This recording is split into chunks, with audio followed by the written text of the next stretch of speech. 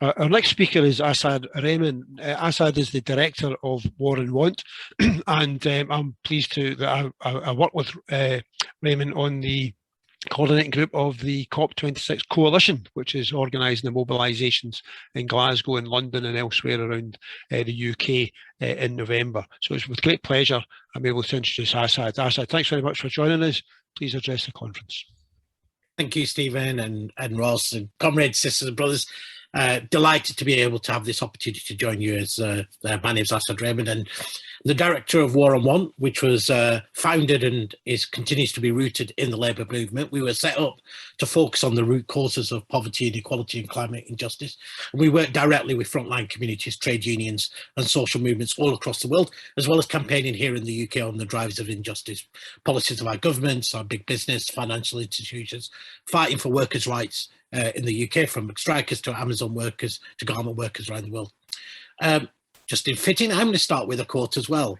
It's a quote from the Secretary General of the UN, who said last year, "COVID is exposing fallacies and falsehoods everywhere.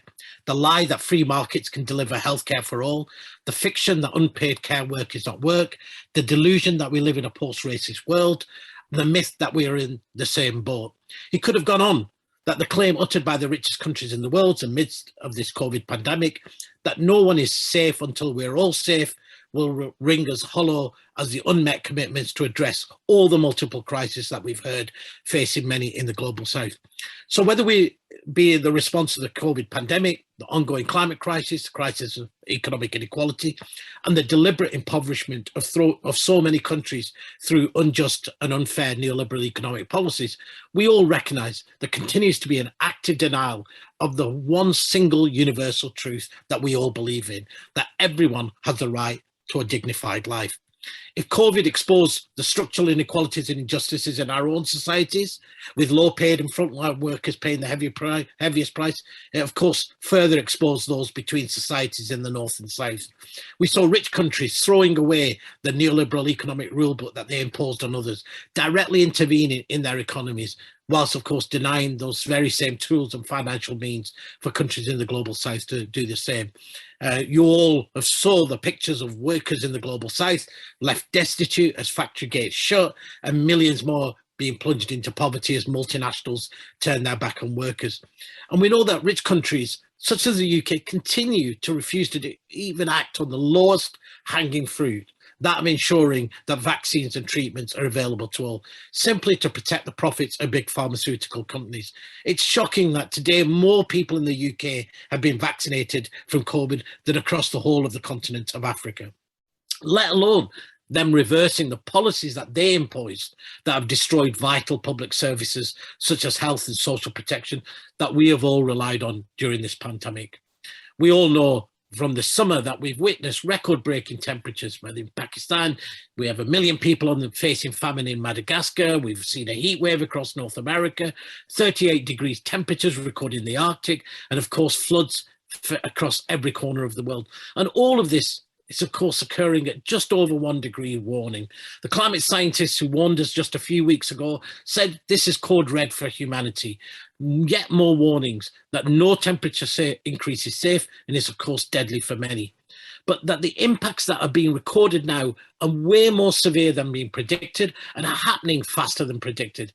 So it is literally decade zero, where the decisions we make will determine the ability of many countries who are already overwhelmed in their ability to be able to respond. And let's also be frank that despite all of the promises made at countless summits, we're still heading towards a catastrophic warming of the planet of at least 3 degrees. That, of course, threatens all of us, but especially those in the global south. And as Dipti said, look, rich countries such as the UK are not doing their fair share of effort as set out in the Paris Agreement to prevent a breach of the 1.5 degree guardrail. We as War and Want actually did a study of what the UK's fair share would be. It's a shocking minus 200% by 2030. Not only would we need to decarbonise, we need to ensure there were financial transfers of finance and technology to the global south to meet our own obligation. The reason, of course, that the UK is the 5th richest economy in the world is because it is historically the sixth most responsible for global emissions. And now we all know that our government has failed to put in the policies needed for the rapid transition that is needed. As Stephen said, we all know of the experience of working people in this country of being thrown on the scrap heap, as my own community was in Lancashire, and as I know many in Scotland have been.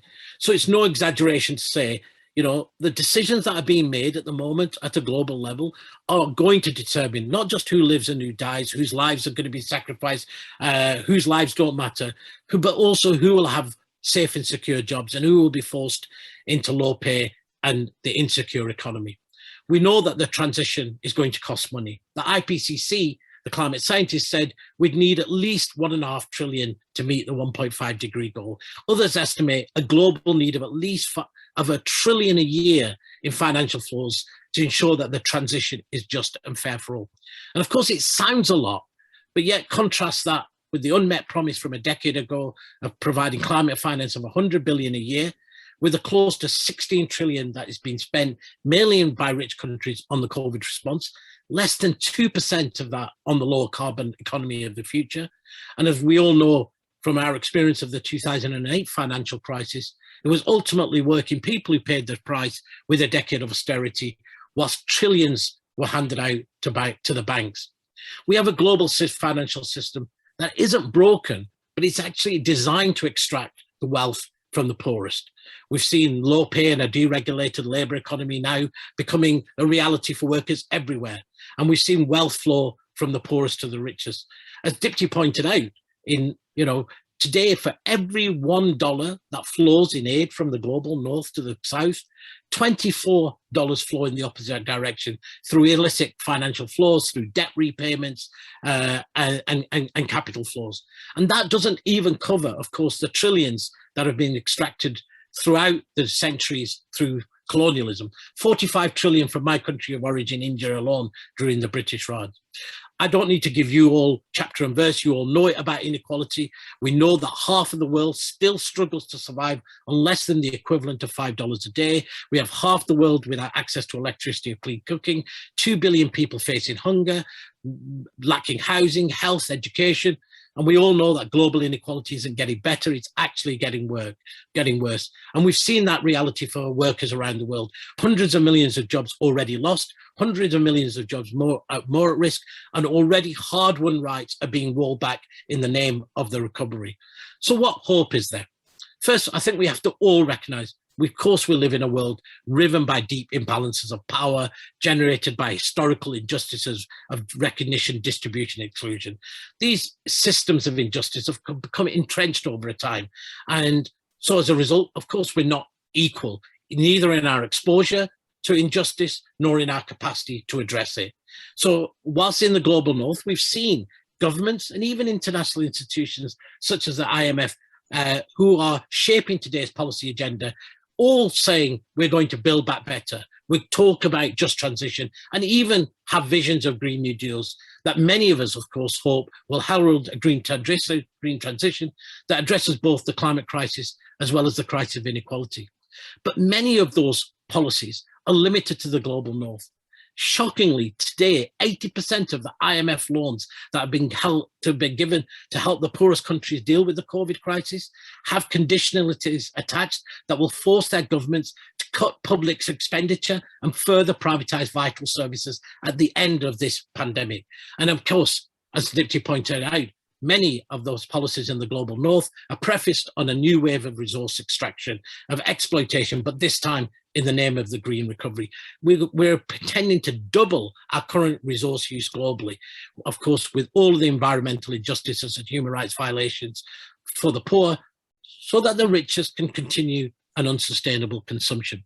So in this face of this civilizational crisis, how do we ensure that our responses aren't either shaped by a politics that lacks imagination or ambition, or continues with the same failed and deadly approaches that have made the poorest pay the heavy prices?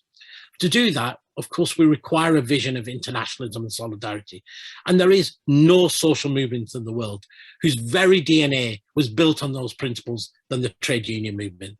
And I'm, as a proud trade unionist, proud to stand under banners who are adorned with the slogan, not workers of England or workers of Scotland unite, but workers of the world unite. So we have to grasp this opportunity to tell a very, very different story and build a different vision for the future. One that is a genuine workers-led global Green New Deal. So we can ensure we have a fair and equitable transformation through concrete policy solutions. So I would suggest that our plan must be anchored around 4 tests. One, of course, does it commit to limiting temperatures to 1.5 degrees through a fair share response without relying on unproven technologies? Does it tackle economic inequality by ensuring everyone has a right to a living wage, workers' rights, decent jobs, social protection, and free and universal public services? Does it put well-being and guarantee everyone the right to live with dignity ahead of unsustainable growth and extraction of resources? And that the only way to do that is by making energy and food a fundamental right for all, under democratic and public control, equitably shared, and not for corporate profit.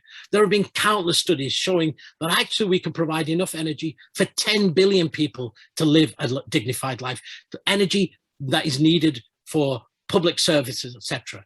But what we can't do is provide enough energy for unsustainable and unproductive use. That requires technologies for this just transition that are not going to be subject to the barriers of TRIPS or unfair trade rules and corporate controls.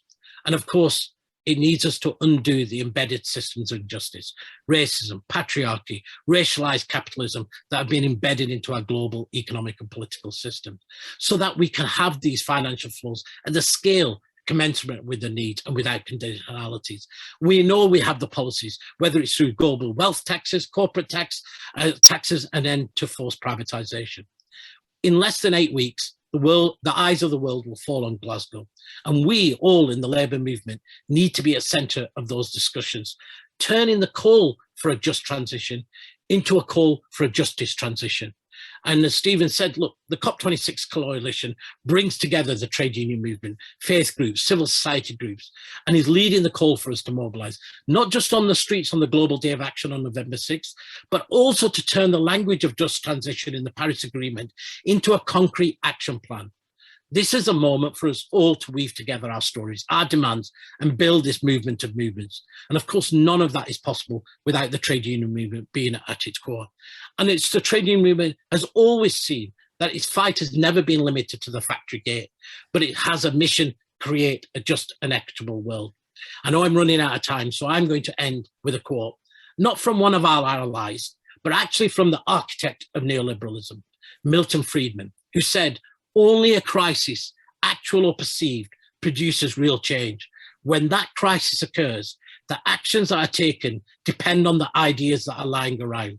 That, I believe, is our basic function, to develop alternatives to existing policies, to keep them alive and available until the politically impossible becomes the politically inevitable. We all know that change is coming. The only question is the nature of the change.